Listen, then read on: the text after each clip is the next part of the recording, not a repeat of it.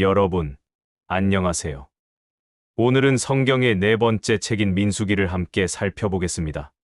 히브리어로는 베미드바르, 즉 광야에서라는 뜻을 가진 이 책은 이스라엘 백성이 광야에서 겪은 40년간의 여정을 다루고 있습니다. 이 책은 단순한 숫자의 나열이나 행정 기록이 아닙니다. 그 속에는 하나님의 인도와 백성의 불순종, 그리고 그 가운데서 피어나는 은혜와 소망이 담겨 있습니다. 지금부터 민수기의 여정을 따라가며 그 안에 숨겨진 영적 교훈을 함께 살펴보시죠. 제한장 인구 조사와 조직 정비. 출애굽 이후 하나님은 모세에게 명령하십니다. 각 지파별로 싸움에 나갈 수 있는 남자들을 계수하라고 하시죠. 이것이 민수기의 시작입니다. 각 지파는 정확히 인원수가 계산되고 전체 이스라엘의 군대 숫자가 60만 명을 넘어갑니다. 이 숫자는 단순한 집계가 아닙니다. 하나님 나라의 질서와 준비된 군대를 의미하죠. 또한 레위 지파는 따로 분리되어 성막을 섬기도록 지정됩니다. 하나님은 단순한 자유가 아닌 책임 있는 공동체로 이끌고 계십니다. 제2장 지파들의 진영 배치. 이스라엘은 무작정 이동하지 않았습니다. 하나님은 지파별로 진을 치는 순서까지 정하십니다. 동서남북 방향에 따라 각 지파가 위치하고 중앙에는 성막, 즉 하나님의 임재가 자리합니다. 하나님은 광야에서도 질서를 세우십니다. 하나님 중심의 공동체.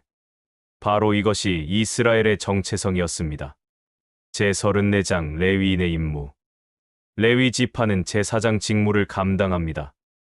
그 중에서도 고앗, 게르손, 무라리 가문으로 나뉘어 성막의 각 부분을 관리하죠. 고앗은 성소의 기구를, 게르손은 휘장과 덮개를, 무라리는 기둥과 받침대를 담당합니다.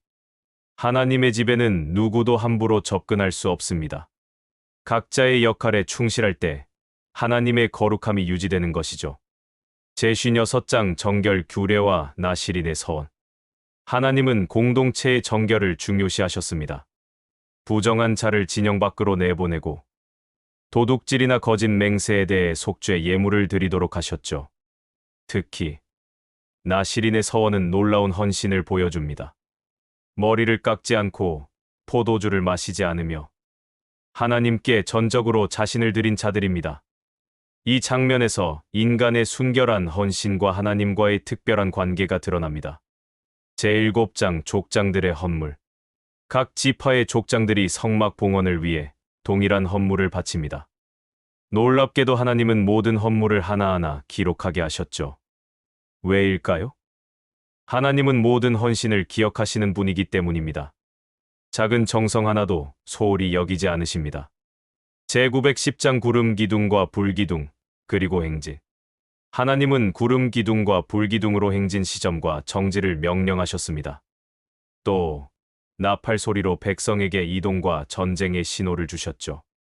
이제 백성은 출애굽 후 첫 본격적인 이동을 시작합니다. 시내산에서 가데스 바네아까지 하나님의 인도를 받으며 나아갑니다. 제1112장 불평과 지도자에 대한 반역. 하지만 백성은 곧 불평하기 시작합니다. 왜 고기 없냐? 이집트 음식이 그립다. 하나님은 메추라기를 보내시지만 불순종한 자들에게 재앙을 내리십니다. 또한 모세의 형 미리암과 아론조차 모세의 권위에 도전합니다. 결국 미리암은 나병에 걸려 진영 밖으로 쫓겨납니다. 이 장면은 하나님이 세우신 권위와 공동체의 질서를 다시 한번 상기시킵니다. 제1314장 가나안, 정탐과 불신앙. 가데스 바네아에서 12 정탐꾼이 가나안을 탐지합니다. 하지만 그중 10명은 두려움과 절망을 퍼뜨리고 오직 여호수아와 갈렙만이 믿음으로 올라가자 외칩니다. 그러나 백성은 믿음보단 불신을 택하고 하나님은 진노하십니다. 결국 20세 이상 세대는 광야에서 모두 죽고 그 자녀 세대만 약속의 땅에 들어가게 됩니다. 불신은 약속의 문을 닫고 믿음은 미래를 엽니다. 제1519장 율법 제강조와 아론의 지팡이. 하나님은 불순종 속에서도 율법을 다시 강조하십니다. 안식일, 제사 규례, 속죄 제사, 그리고 제사장과 레위인의 분깃 등입니다. 또한 고라의 반역 사건도 등장합니다. 레위 자손 고라는 모세와 아론의 권위를 부정하고 하나님은 땅을 갈라 그들을 삼키십니다. 아론의 지팡이에 싹이 나고 꽃이 피며 열매까지 맺습니다. 이 사건은 하나님이 선택하신 자와 그렇지 않은 자를 분명히 구별하십니다. 제스무장 무리바 물 사건과 모세의 실수. 백성은 또 물이 없다며 불평합니다. 하나님은 모세에게 반석을 말로 명하라 하셨지만 모세는 화를 내며 지팡이로 반석을 2번 침으로써 하나님의 거룩함을 훼손합니다. 결국 모세조차 가나안 땅에 들어가지 못하게 됩니다.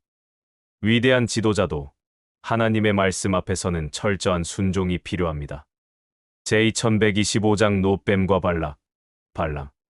광야에서 불뱀에 물린 백성에게 하나님은 노뱀을 달아올리라 하십니다. 그것을 바라보는 자는 살게 됩니다. 이는 예수님의 십자가를 예표하는 장면이기도 하죠.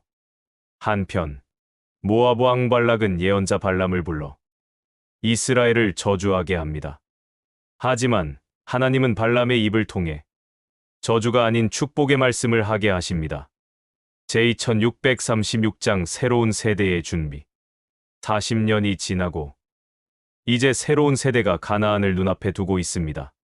하나님은 다시 인구 조사를 명령하고 유산의 분배, 요단 동편 정복, 도피성의 설정, 그리고 기업법을 정리하십니다. 이제 약속의 땅을 향한 준비는 완료됩니다. 민수기는 숫자와 이동 경로만의 책이 아닙니다. 그 속엔 하나님과 이스라엘 사이의 깊은 신뢰와 갈등, 그리고 인간의 연약함과 하나님의 신실하심이 대비됩니다.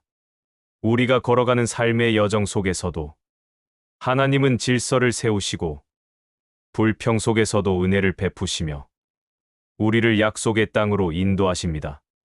민수기를 통해 우리는 믿음의 삶, 질서 있는 순종, 하나님의 은혜를 따르는 여정을 다시금 깨달을 수 있습니다. 좋으셨다면 구독과 좋아요 부탁드립니다. 감사합니다. 다음 성경 이야기에서 다시 만나요.